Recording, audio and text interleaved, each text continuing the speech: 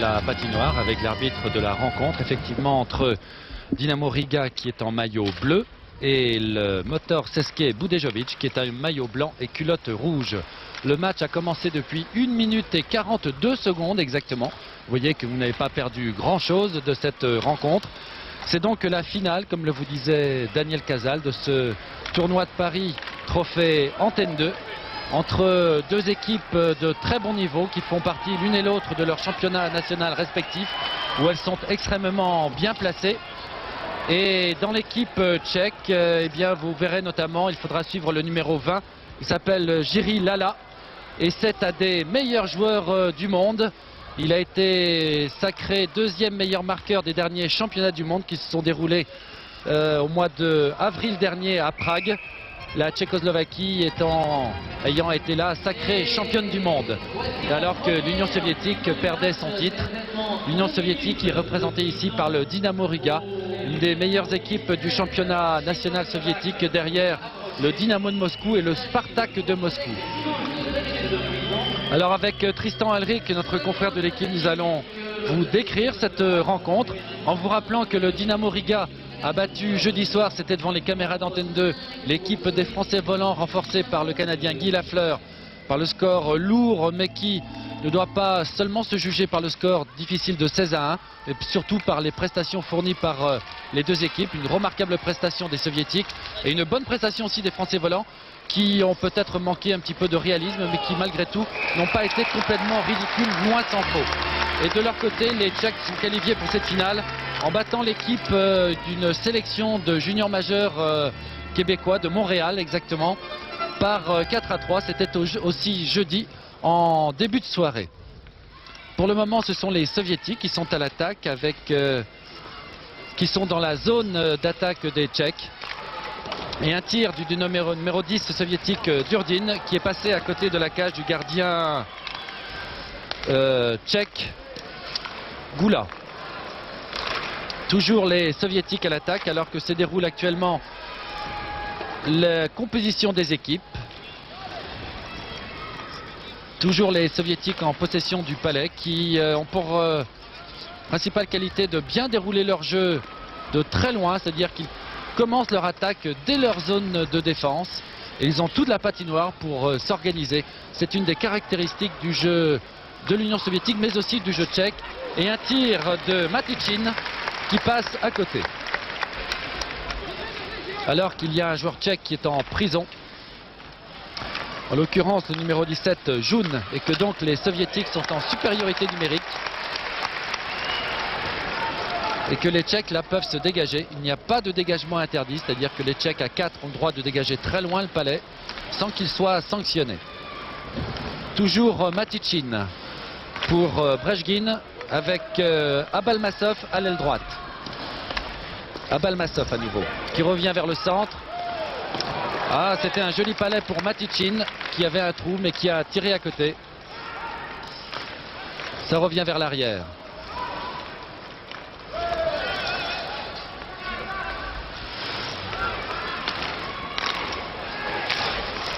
Tir de l'arrière Kuznetsov qui ne donne rien. Alors Gilles, il faut rappeler quand même que cette équipe du Dinamo de Riga, donc l'équipe soviétique qui joue actuellement contre l'équipe de Budejovic, l'équipe tchécoslovaque, est actuellement classée 4e du championnat du RSS après 22 matchs. En effet, je ne vous étonnerai pas en vous disant que la première équipe du championnat du RSS c'est le CSKA de Moscou avec ses très nombreux internationaux, suivi du Dynamo de Moscou qui est 2e et 3e le Spartak de Moscou. Donc 3 équipes de Moscou en tête. Et ce qui est quand même important à signaler aujourd'hui, c'est que le Dinamo de Riga a battu le CSKA de Moscou, ce qui est un exploit. Le premier match qui avait eu lieu à Riga, Riga avait perdu 5-1 chez eux. Et ce club a pris la revanche à Moscou, et ça il fallait le faire en battant le CSKA 3-2. Il faut rappeler qu'il y a une volonté fédérale en Union soviétique qui veut que les meilleurs joueurs soviétiques soient regroupés dans les équipes moscovites. Voilà, c'est ce qui explique que nous avons 3 équipes de Moscou en tête du championnat du RSS. Mais je vous assure que ce n'est pas parce qu'il n'y a pas d'internationaux dans cette équipe du Dinamo de Riga que ce n'est pas une bonne équipe. C'est au contraire une très grande équipe. Et là, il y a hors-jeu puisque le palais était sorti avait dépassé la ligne bleue, était ressorti de la ligne de la zone d'attaque soviétique. Alors il est important aussi de préciser que l'entraîneur de l'équipe soviétique n'est autre que Vladimir Yurzinov, 45 ans, qui est à Riga depuis maintenant 6 ans, qui est un ancien joueur international du Dynamo de Moscou et qui est surtout l'assistant de Viktor Tikhonov, le célèbre coach, l'entraîneur national du RSS depuis maintenant 8 saisons. Tikhonov qui a peut-être du souci à se faire après la défaite de son équipe au dernier championnat du monde devant la Tchécoslovaquie et surtout au tournoi des Izvestia contre toujours la Tchécoslovaquie. C'était il y a une quinzaine de jours. L'entraîneur tchèque s'appelle Jaroslav Jager.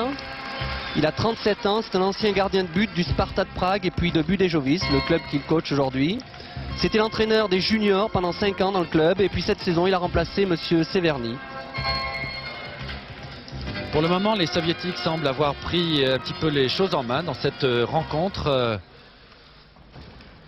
et dominent, alors que une crosse d'un joueur soviétique a été cassée dans cette remise en jeu. C'était la crosse de Sostak que l'on voit ici, le gardien tchèque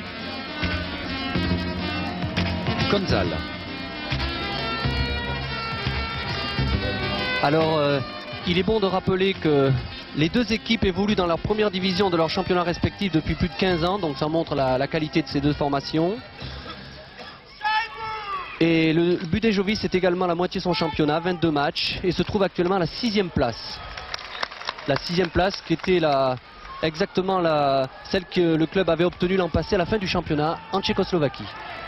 Et donc dans cette équipe tchèque, il y a un très grand joueur qui s'appelle Jiří Lala. Et puis il y a aussi Korbela, le numéro 6 qui a été dans l'équipe qui a terminé 2e des Jeux Olympiques.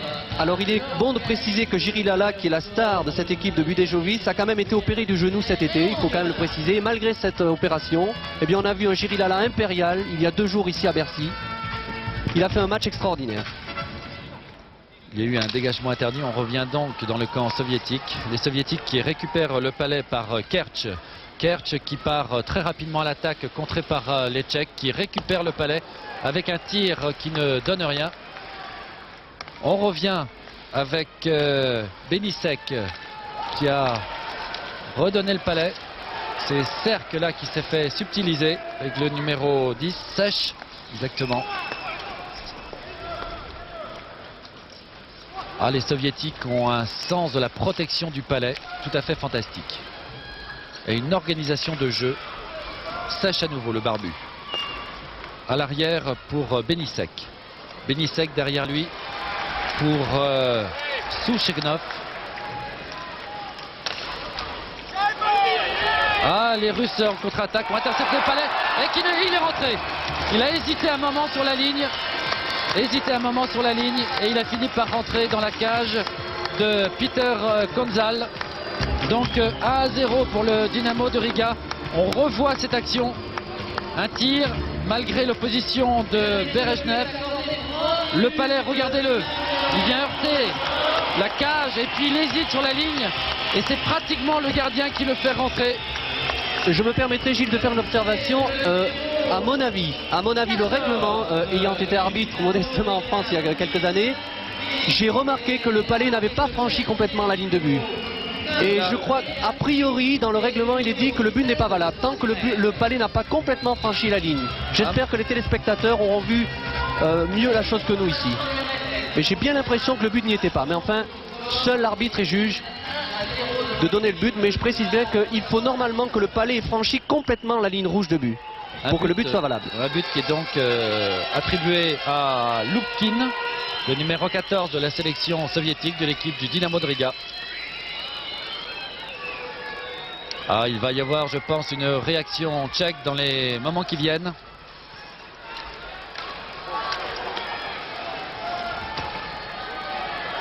Avec Klasil là, qui passe au centre pour personne. Récupération tchèque malgré tout à l'arrière. Kolda qui passe loin à l'avant. Récupération soviétique.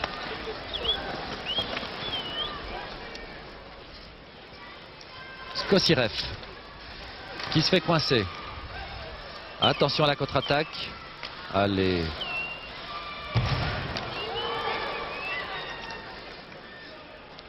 Un match comme on le voit qui... Ejna qui se bat tout seul. Ah, il ne passe pour personne.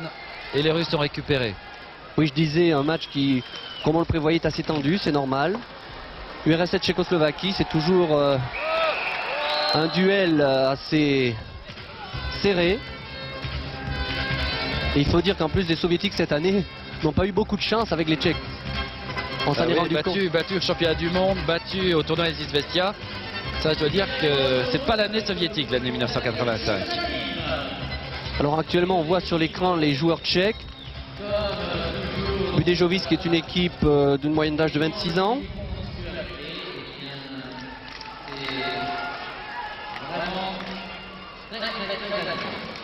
Le palais est sorti. C'est le numéro 15, Liska, qui est récupéré, qui se fait contrer. Il récupère quand même une deuxième fois. Son tir est arrêté par le gardien soviétique.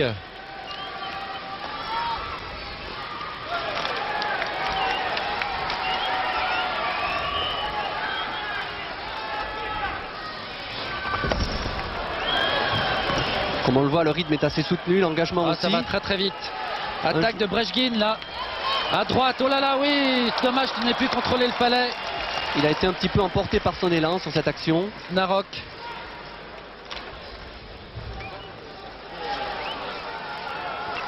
Pour l'instant, les Soviétiques reviennent vers l'arrière pour se réorganiser et changer de ligne. Contre-attaque de Sipichin, un des joueurs les plus dangereux de cette équipe soviétique, contré par Benisek. Il était bien seul dans le coin.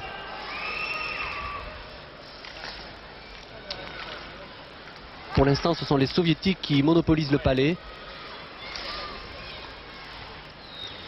Balmassov là-bas. Revient au centre. Tir de Zinoviev. Et Freymani vient récupérer. Oh, c'était une très jolie action. Ah, ça c'était dangereux. Malheureusement, il n'y avait pas de soviétique devant le gardien Konzal. Et hors-jeu de passe, me semble-t-il. Oui, alors il faut rappeler donc que cette équipe de Budějovice, comme je vous disais tout à l'heure, est composée de joueurs du moyen âge de 26 ans. Et cette équipe a un statut très particulier puisque la moitié des joueurs sont des étudiants et l'autre moitié sont employés par le sponsor du club, qui est l'usine de Motor. C'est d'ailleurs pour cela que le club s'appelle Motor CSKA Budějovice. Riga, en ce début de troisième quart-temps, et comme le rappelait Thierry Lacarrière, le hockey ça peut aller très très vite. Et que 6-2, rien n'est fait, surtout si Motor CSKA Budějovice concrétise les actions qu'elle a pu mener au cours du deuxième tiers-temps. Une équipe qui était beaucoup plus incisive qu'en première période, qui avait bien trouvé ses marques.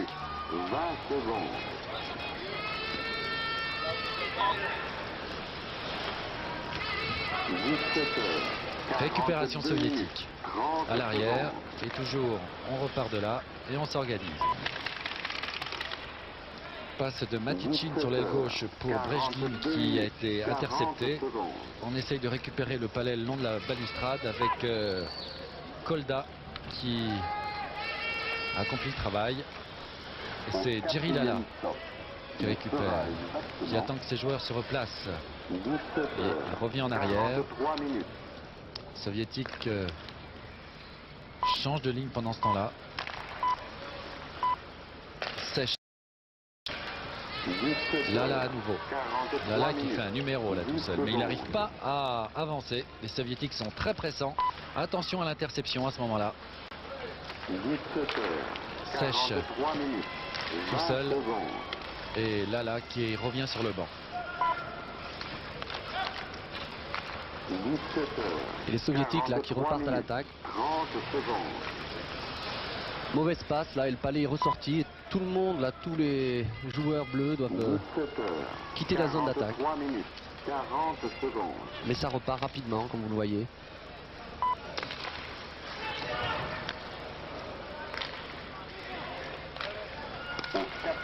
Contre-attaque avec Benisek. Il a laissé derrière pour Sèche. Sèche qui ne peut pas passer. Il était bloqué par Taboline. 44 minutes. Intervention du gardien.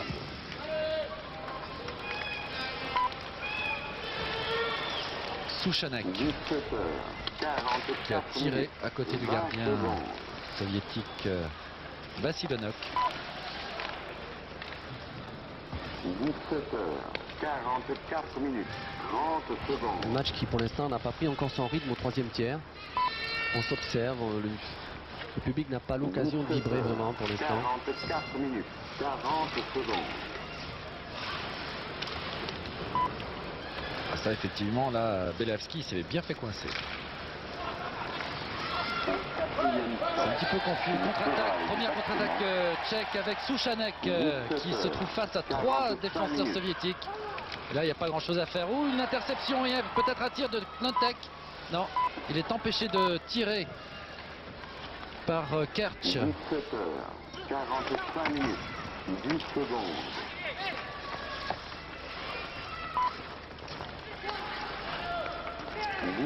Et les soviétiques, comme vous le voyez, sont toujours maîtres du palais en zone de défense et ça permet maintenant voilà, de changer de joueur. 17h45 minutes. 30 secondes. La combinaison avec Knotek et Liska. C'est Liska qui a le palais. Knotek qui vient à la rescousse. 40 secondes. Et Voilà, le palais palais injouable.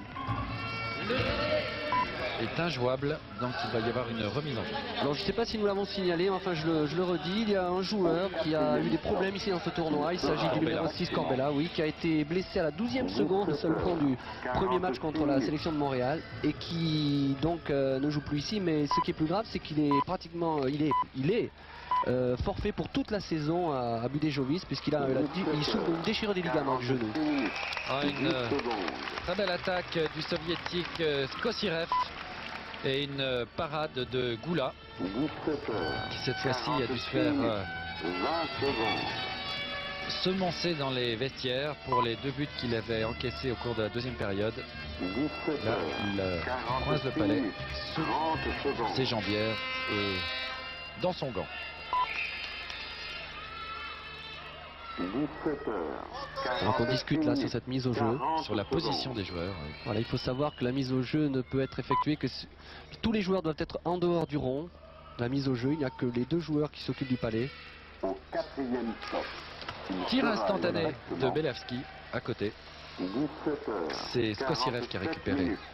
Aïe aïe aïe, quelques erreurs de défense des Tchèques là qui laissent passer un palais qui venait tout droit vers Semeržak. Semeržak heureusement n'a rien pu faire. C'est confus là. 47 minutes. 10 secondes. Kolda sort son équipe. Kolda 17h. et c'est Soudek qui récupère. 20 secondes. Avec Lala maintenant. Là, il essaye de réorganiser un peu son équipe. C'est vraiment le maître à jouer dans cette formation. 30 secondes. Ah, il est vraiment un tour au-dessus Lala. C'est le chef incontesté de cette équipe de Budejovic. Ah, il y a un essai de passe de Ejna vers Tlasil qui n'a rien donné. Interception d'une passe de Kolda et un tir de Matichin. Matichin qui était un des grands hommes du match l'autre jour contre 17h. Grandby. 48 minutes. Les Bisons de Grandby. Vous ne le voyez pas sur l'écran, mais les équipes ont de nouveau effectué des changements volants. Comme ils en ont le droit. Comme elles en ont le droit, elles peuvent changer à tout moment leur joueur sur la glace. Et hors jeu. 5 minutes à jouer. 5 minutes déjà. 48 minutes. Et toujours 6-2 pour le Dynamo de Riga. Qui s'achemine tout doucement mais sûrement vers une victoire dans ce trophée Antenne 2. 48 minutes. Ce tournoi international de Paris.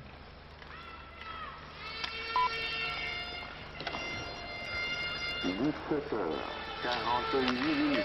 40 secondes. Et toujours Tchetch, le barbu, Le brave soldat. qui a une étonnante ressemblance avec un joueur de Caen qui s'appelle Guy de Harburn, Quatrième stop. un joueur de Saint-Pierre-et-Miquelon. 17h. 49 minutes.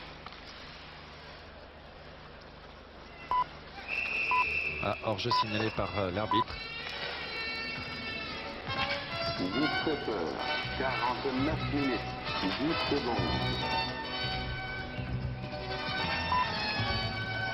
On a l'impression un petit peu, Gilles, que 17 heures, ces Tchèques 49 minutes, ne sont pas 20 très secondes. motivés. Il faut dire qu'avec le score de 6-2, c'est difficile pour eux de croire encore à la victoire, mais on attendait peut-être un peu plus de hargne vis-à-vis de leurs adversaires. Montre le niveau, le rythme de Dynamo de Riga est impressionnant. Et la cohésion de l'ensemble de ces joueurs, c'est quelque chose de 17 phénoménal. heures, 49 minutes, Regardez la 40 combinaison secondes. entre Sostak et Kerch, tout à fait étonnante. Récupération de Taboline, qui a très vite passé de l'autre côté pour Beresnev. Il sera Palais qui va être exactement récupéré par 17 Doudine. heures, 50 C'est le minutes. Tchèque finalement qui réussit à récupérer ce palais. Regardez bien ce numéro 6 bleu là que vous avez devant vous, qui vient de prendre un coup là sur l'estomac. C'est un futur très grand joueur dans l'Union soviétique qui s'appelle Kerich. C'est le plus jeune joueur de cette équipe, 17 ans. 10 secondes. Kerich, vous dites-vous. Oui. Un très grand joueur, un futur très grand joueur. Il porte une grille, facilement reconnaissable. Numéro 6. 50 minutes, 20 secondes.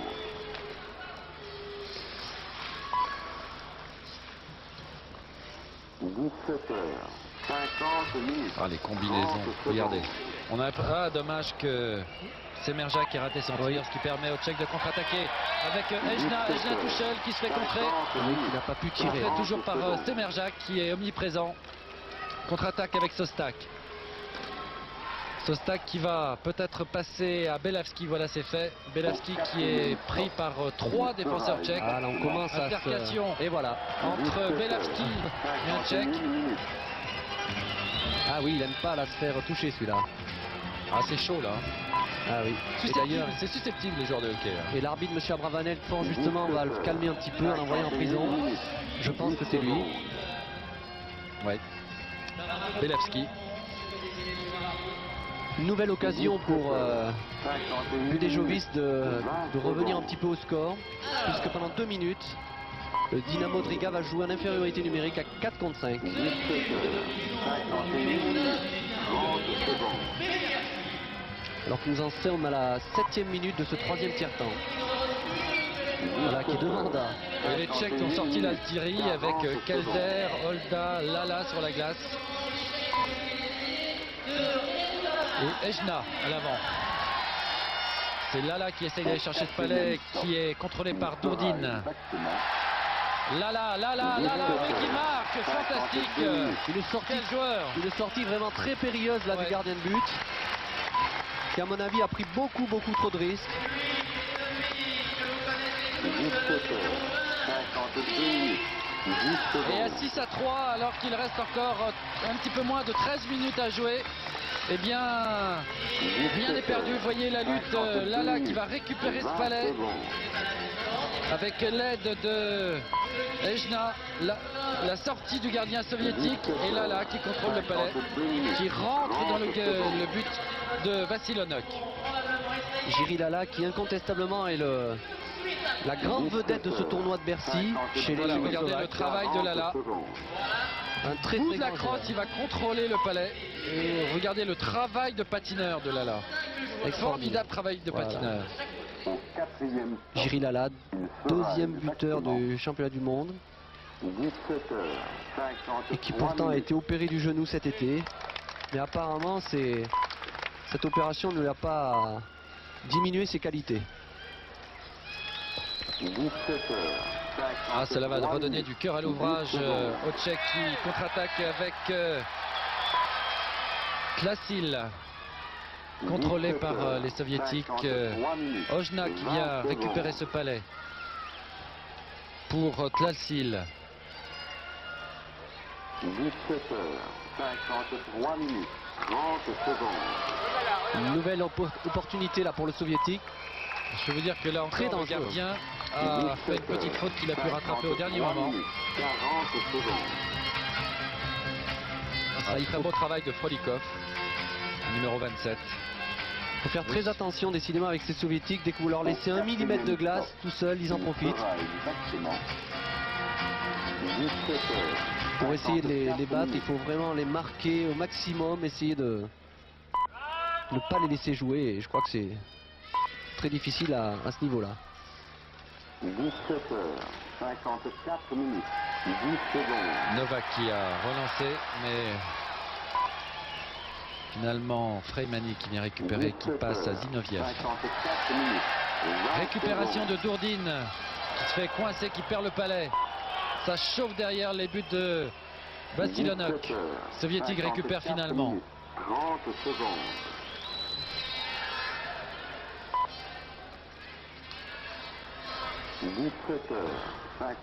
Zinoviev va passer loin là-bas pour Pavlov. Pavlov qui était écarté du jeu.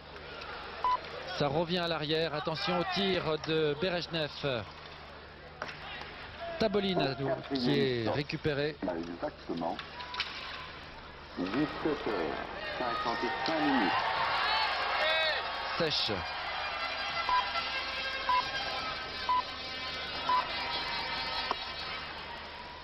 – 17h55 minutes. Taboline. 10 secondes. Sipichin. Très loin à l'avant pour Oui, Doudine en jeu. et qui était hors jeu. Monsieur Frodin, le juge de ligne, a signé effectivement en jeu de 20 passe. secondes. Comme je vous l'ai dit tout à l'heure, il faut que lorsque l'on fait une passe, il faut que le palais, il ne faut pas que le palais passe deux lignes. 55 minutes. 30 secondes. Doudine là, qui était hors jeu de passe quand il a reçu 40 le palais. secondes. Côté tchèque, c'est Ejna qui va recevoir le palais. Au quatrième stop, il sera exactement 17h56 minutes. Un palais qui était pour Klassil. Difficile de rattraper des passes aussi fortes. Aérienne, oui, en plus. Kolda là, se bat. Non, mauvais contrôle et c'est Sostak. Sostak Kerch. Et voilà, monsieur Abravanel qui vient de siffler une pénalité. 56 minutes. 20 secondes. Keric ou Kerch, je ne sais pas comment il faut prononcer, qui reste allongé sur la glace. Il a été blessé. 56 minutes. 30 secondes. C'est celui dont je vous parlais tout à l'heure. C'est l'occasion d'en parler plus longuement. Voilà, le plus jeune joueur de cette équipe du Dynamo de Riga et qui, à mon avis, va être un des plus grands joueurs peut-être que l'Union soviétique ait connu. Ce n'est pas exagéré de le dire. Vladimir Yozinov me l'a confirmé ce matin. C'est un très très grand espoir du hockey soviétique. Il sera exactement Et c'est donc Kolda qui part 4 minutes en prison pour la Tchécoslovaquie. Voilà, on revient sur l'action qui a valu les 4 minutes de prison à Kolda. 57 minutes. 10 secondes. Regardez. Avec la pointe de sa crosse, il le fait tomber. 57 minutes. 20 Bien vu, secondes. monsieur l'arbitre. Ça sera difficile maintenant pour Budejovic de... Beau bébé, ce Kolda. Ouais. Très jolie moustache. Et Tchèque à nouveau en infériorité numérique. 30 4 contre 5. Gagner un petit peu de temps. Ah, c'est mauvais, là. Il s'est remonté un but au cours de ce troisième tiers-temps. 57 minutes. 40 secondes. Comme on dit en Et à question. 5 à 4, ça va être difficile. Voilà, comme on dit en... Ah, belle intervention de Klassil qui a intercepté une passe, mais ce n'est qu'un feu de paille. Les soviétiques ont repris les choses en main, semble-t-il. C'est Calder là-bas qui est à la lutte contre 3 soviétiques. Klassil qui revient.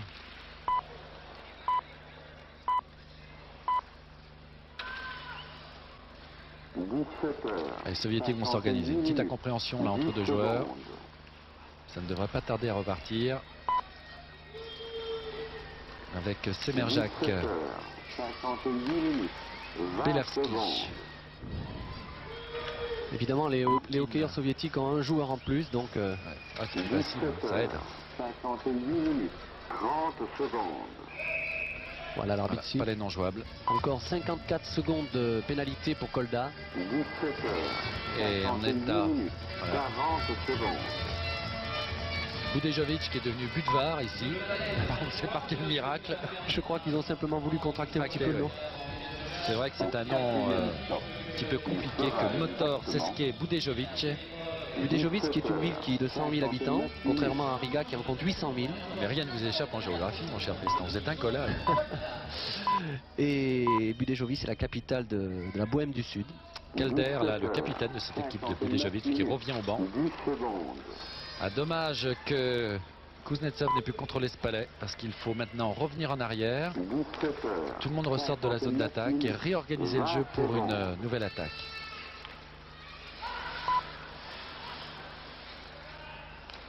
Kuznetsov. 59 minutes. À 30 droite secondes. pour Brejin. Matichin qui perd le palais. 17 heures. C'est Kuznetsov qui va le chercher. C'est bon pour les Tchèques qui n'ont plus Ouais, que qui 20, gagnent du 20 temps. secondes à attendre pour Ouais, l'instant Kolda pour plus 20 récupérer secondes. leurs joueurs. Attention à la contre-attaque rapide de Brechin. Brechin, c'est Matichin qui récupère le palais à gauche. Voilà, plus que 10 secondes avant la fin de la pénalité. 18 heures. À Balmasov. Comme le voyez sur le... tir de Kuznetsov qui ne donne rien. Voilà. Et Frolikov à gauche. Et à nouveau les deux équipes à égalité. 18 heures. 5 contre 5. 0 minutes. 10 secondes.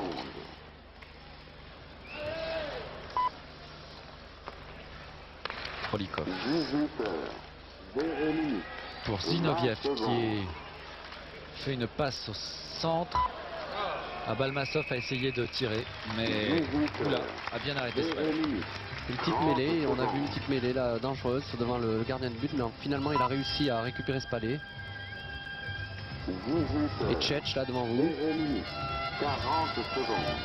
le vétéran qui prouve qu'à 35 ans on peut toujours bien jouer au hockey sur glace. C'est un petit peu le cas de notre grand joueur en France qui est André Pelofi, qu'on peut saluer ici, qui est capitaine de l'équipe de France et qui a 34 ans et encore à un niveau extraordinaire. 18 heures. Des André meilleurs Pelofi, joueurs, sans doute, des absolument. meilleurs joueurs évoluant en France. Voilà, Pelofi qui joue avec Saint-Gervais, qui va d'ailleurs demain soir diriger cette équipe nationale de l'équipe de France dans le tournoi international de Saint-Gervais. Tchèque 1 minute. avec 10 secondes. Tlasil. Tlasil qui est un petit peu isolé. Et c'est Freymani qui a récupéré avec Zinoviev. 18 heures. 1 minute. Snarok 20 secondes. à nouveau Souchanek. Et un tir de 18 Calder, heures. 1 minute. capitaine. 30 secondes. Calder. Non, c'est récupéré côté soviétique par Sipichin. 18 heures. A lancé très loin vers l'avant 40 secondes. Snarok. C'est récupération tchèque. C'est de s'organiser avec Souchanek. Souchanek qui va se faire coincer. C'est fait. Quatrième stop. Récupération de Zinoviev. Exactement. Zinoviev qui change d'aile. 18 heures. 2 minutes. Oh là là, la combinaison entre Sipichin et Pavlov était dangereuse. Alors qu'on vient de s'apercevoir, deux joueurs se sont 18 échangés heures. quelques coups là, 2 derrière minutes. l'arbitre. Il n'a rien 10 vu. secondes. Ah, il faut avoir les yeux partout au hockey sur glace. Ouais. Ça va tellement vite. 18 heures. 2 minutes. 20 secondes. Ah oui, c'est difficile. hein. C'est dur. 18 heures. 2 minutes. 30 secondes.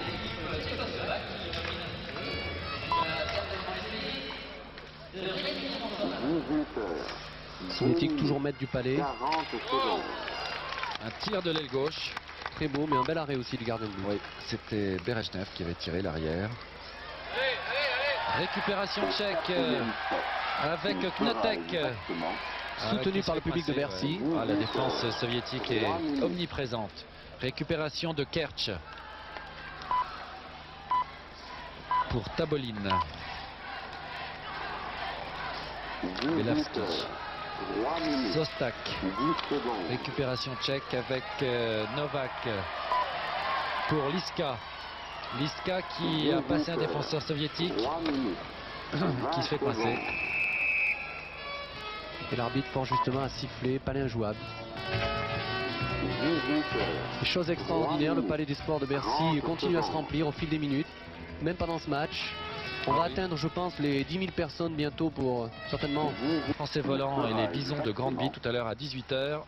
Ça va être du beau hockey. 4 minutes. Attaque de Skosirev. Récupération Loupkin. Loupkin pour Belavski. 18 heures. 4 minutes. Bien arrêté, monsieur Goula, 10 secondes. gardien. Et Kolda n'était pas content du tout. Il l'a fait savoir à son vis-à-vis. 18 heures. 4 Il est minutes. vrai qu'en hockey sur glace, un défenseur n'aime pas qu'on touche à son gardien de but. Ah, une nouvelle erreur là. Ah oui, les buts solitaires de Skosirev. Une grossière erreur là de la défense, Ouais, oui. On va le revoir certainement au ralenti. Ouais. Ah, il s'est baladé et même Voilà. il a marqué en revers de crosse, je crois, regardez. 4 minutes. 40 secondes. Voilà, tout seul. Tout seul, avec une main, regardez. Ça, Il faut avoir un sacré poignet là. hein. ouais, parce que là, avec pratiquement Ouais. en cuillère, comme ça, en tenant sa crosse, pas mal. Au 4e stop. Donc but pour Skosirev, que l'on va revoir avec la caméra que Jean-René Bivet a placée dans l'angle de la patinoire. Regardez, avec une seule main, Et l'addition se corse là, 7 7 à 3. Alors qu'il reste encore 6 minutes à jouer, un petit peu moins, avant la fin du 5 match. minutes. 10 secondes. L'Union soviétique aura eu au moins une compensation cette année, c'est de gagner le tournoi international de Paris. 20 secondes. Ah, c'est déjà pas mal, hein. Ouais. Ah, le rêve, ce serait d'organiser à Paris un grand tournoi avec des équipes 30 professionnelles, secondes.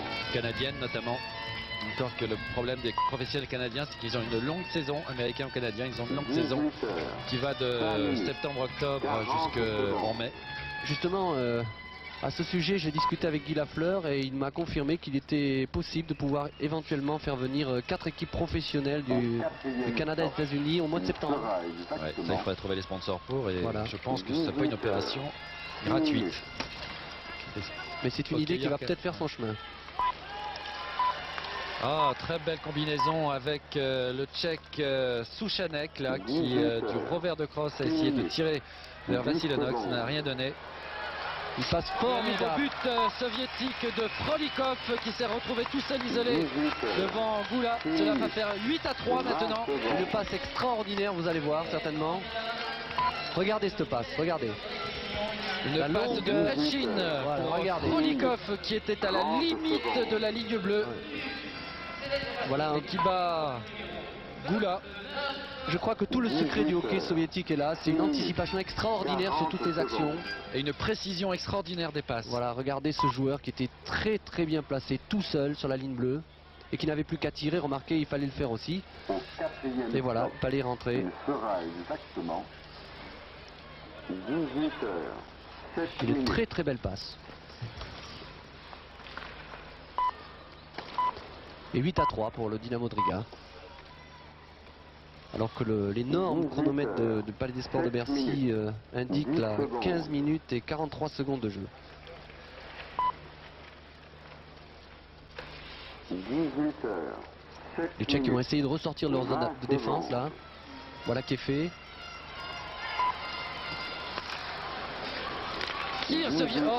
Tir du numéro 8 tchèque 30 secondes. Novak. Et oui, Liska était là Un petit aussi. peu perturbé parce que mon téléviseur a quelques soucis devant moi. 18 heures. C'est Novak, celui qu'on a vu tourner tout à l'heure, qui va récupérer le palais là, qui passe en arrière avec le patin. Récupération soviétique du numéro 23, Au Sipichin. 4e stop. Il Moins sera présent sur la glace qu'il n'a été jeudi. Sipichin, oh là là, attention. Une petite confusion là de Znarok qui s'est un petit peu mélangé les patins.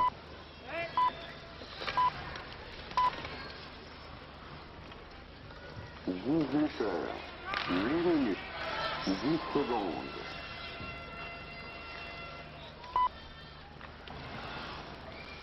Les Tchèques qui n'arrivent décidément pas à s'organiser pour sortir de leur zone de défense là. 20 secondes. Lala qui va essayer de rameuter sa troupe un petit peu. 18 heures. 8 minutes. 30 secondes. Il est évident que si on n'arrive pas à sortir de sa zone de défense, il sera difficile d'aller marquer des buts. D'ailleurs, le public commence à 18 siffler. heures. Ejna 8 minutes. pour Tchalsil, ça ne donne de rien. Soviétique récupère pour Sostak qui a perdu le palais. C'est Tabolin qui vient le chercher. Tabolin passe de l'autre côté de la patinoire pour Belavski. Belavski, Il sera exactement ça revient pour Sostak. 18 heures. Tabolin à l'arrière. 9 minutes.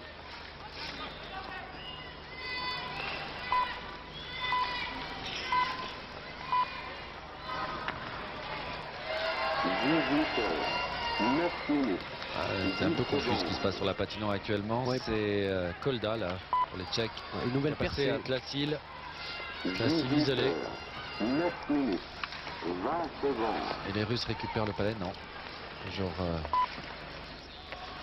une bagarre de rue là, ce qui se passe de l'autre côté de la patinoire. 9 minutes. 30 2 secondes. minutes à jouer pour la fin de cette rencontre entre le Dynamo de Riga et le Motor CSKA Budejovic. 18 heures. Et les soviétiques 9 avec minutes. Kerich 40 Kerch secondes. ou Kerich au choix qui ont le palais. Belevski et Sostak Au 4e stop. Il sera exactement Soviétique de nouveau en attaque là. Voilà, ça y est, ils ont franchi la ligne bleue. Belevski, toujours Belevski, tire. Oh là. Oh. Et le gardien a arrêté le palais, mais il ne savait plus où il était. Il était juste à ses pieds, il ne le voyait plus. Ça, c'est extrêmement dangereux. Croyez-moi, le gardien de but là a eu une énorme frayeur parce 10 que minutes. il savait pas où était le palais, il s'est couché au dernier moment. Je pense qu'on va peut-être le revoir.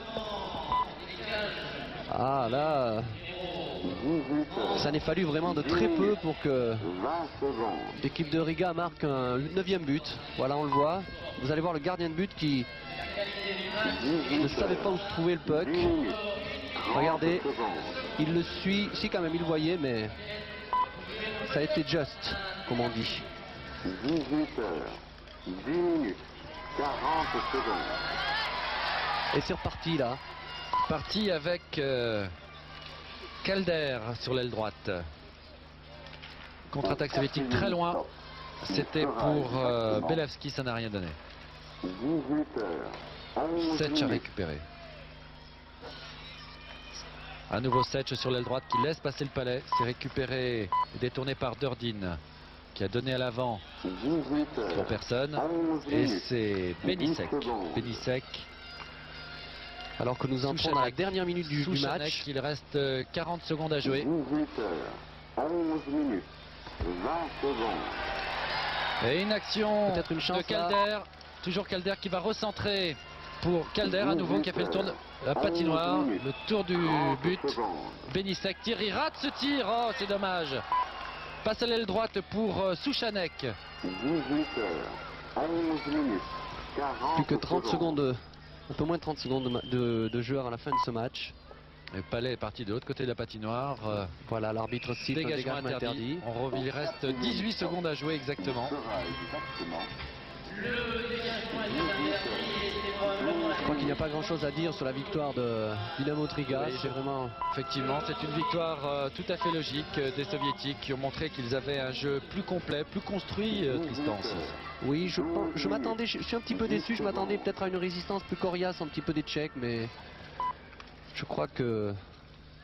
Ah, de toute façon, à chaque fois, il faut une très grande équipe tchèque pour battre une équipe soviétique Oui. de toute manière. Ah, je crois que les Tchèques, là aussi, regardez, s'étaient concertés pour essayer de récupérer le palais. 30 secondes. Malheureusement, ils n'ont pas réussi. Et c'est Voilà, plus de 10 camarade secondes. Kerich qui avait récupéré 18 heures. avec Brechin. 11 minutes. 40 secondes. Voilà, c'est fini. Jaune. Et le match se termine, c'est fini. Donc victoire du Dynamo de Riga sur le Motor CSKA Budejovic. Dynamo de Riga qui remporte donc ce tournoi de Paris Trophée Antenne 2.